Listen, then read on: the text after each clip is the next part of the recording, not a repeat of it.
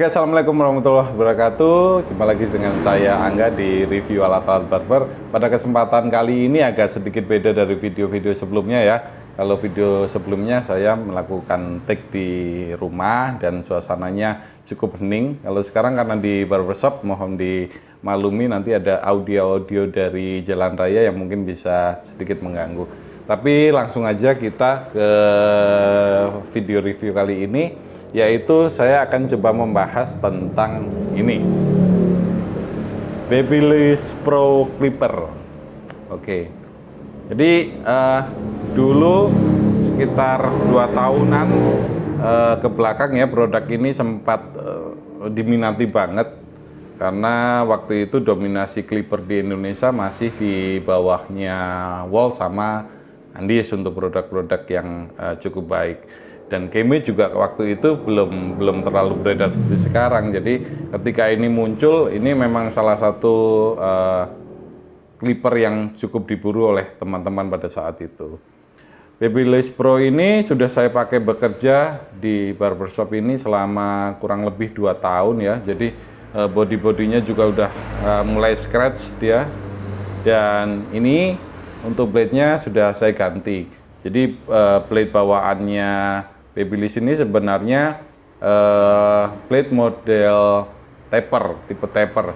Ini saya ganti dengan blade tipe fade.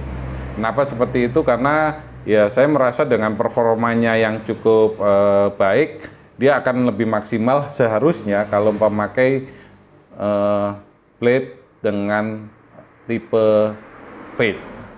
Oke, yang akan saya bahas pertama kali adalah tentang fitur-fitur yang ada di Babyliss clipper ini ya. Yang pertama, levernya ada 5 tingkatan. Jadi, kenapa tadi saya bilang mau memakai ini? Karena saya ingin memaksimalkan fitur-fitur yang sudah disediakan dari clippernya itu sendiri. Kenapa? Tipe-tipe clipper dengan ada lever seperti ini memang dia speknya dikhususkan untuk tipe-tipe mesin clipper fade. Jadi alangkah lebih tepat kalau menurut saya ininya juga disesuaikan gitu ya. Jadi ini jaraknya tidak ada tulisan tetapi cukup rapat ya. Lalu kemudian kelebihan clipper ini adalah bodinya yang solid metal. Jadi hampir semua bagian dia metal. Bahkan dalam-dalamnya dia cukup oke, tidak rawan rusak. Gitu. Dengan kisaran harga per 2 tahun lalu di angka 1950-an kalau saya tidak salah ingat itu ya, transaksi di marketplace lokal, dia worth it banget. Jadi kualitas mesinnya emang ya sesuai dengan harganya. Kemudian karena saya transaksinya di marketplace lokal, tipe ini sudah memakai kelistrikan 220, sehingga teman-teman yang mau transaksi dan mau beli clipper tipe ini sudah tidak perlu lagi bikin step down atau kebingungan karena tidak cocok dengan kelistrikan Indonesia. Ini sudah tinggal pakai aja.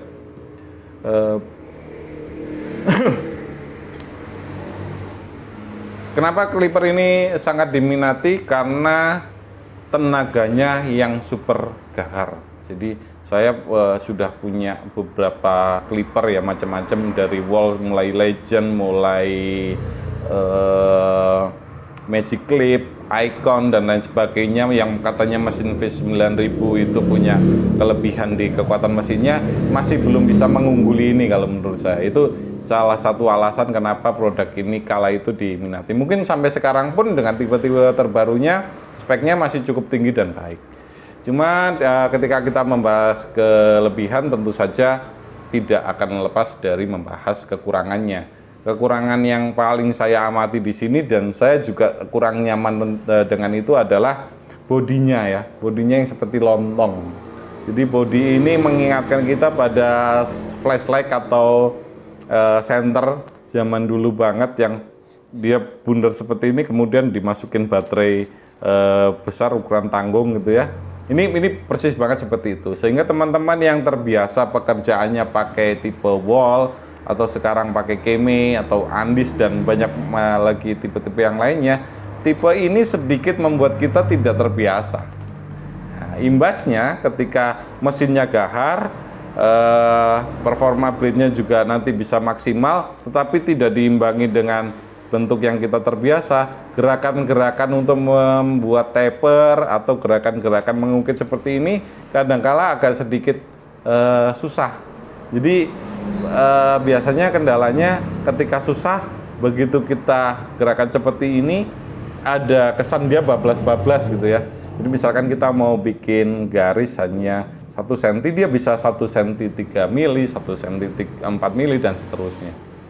Tetapi sebenarnya kalau ini kemudian dipakai untuk kebutuhan sehari-hari dan teman-teman mulai terbiasa, saya pikir hal tersebut nanti akan bisa kalian kuasai ya.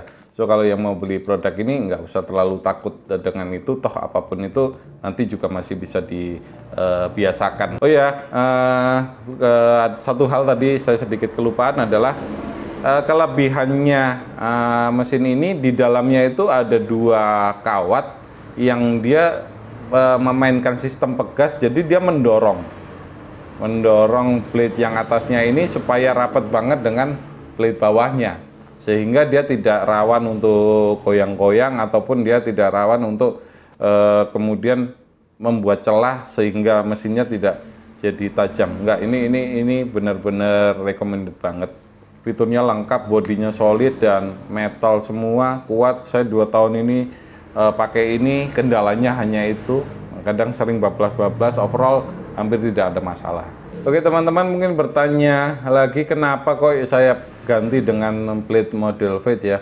Blade model fade ini keunggulannya adalah dia tipe blade-nya sudah berbeda dengan tipe taper biasa, dimana kalau tipe ini istilahnya adalah blade stager tooth.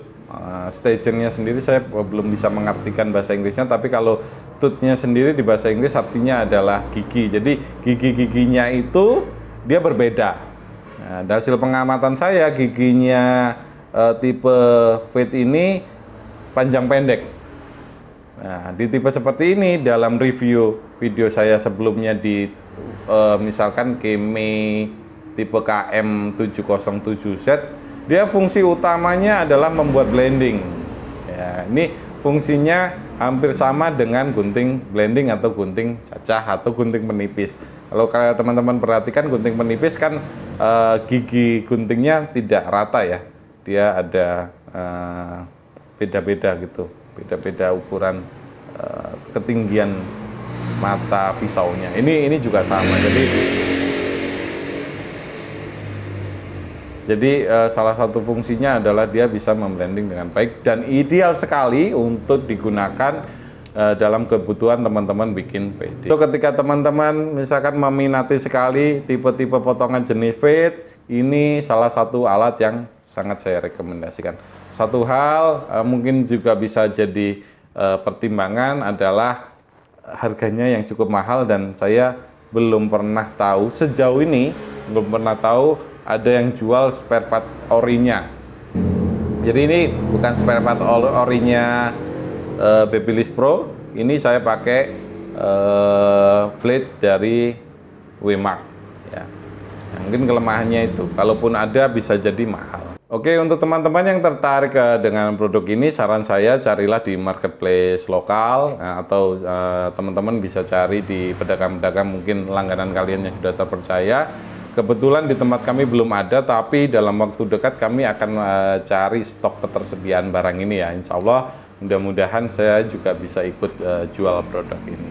Dan apabila tertarik dan mau bertanya soal produk-produk lain, nanti saya akan cantumkan link deskripsi di bawah, itu berupa alamat Instagram kami yaitu @alat.barber, kemudian alamat link WhatsApp kami juga. Di sana kalian bisa tanya-tanya, menanyakan harga dan lain sebagainya, atau melihat stok dagangan kami.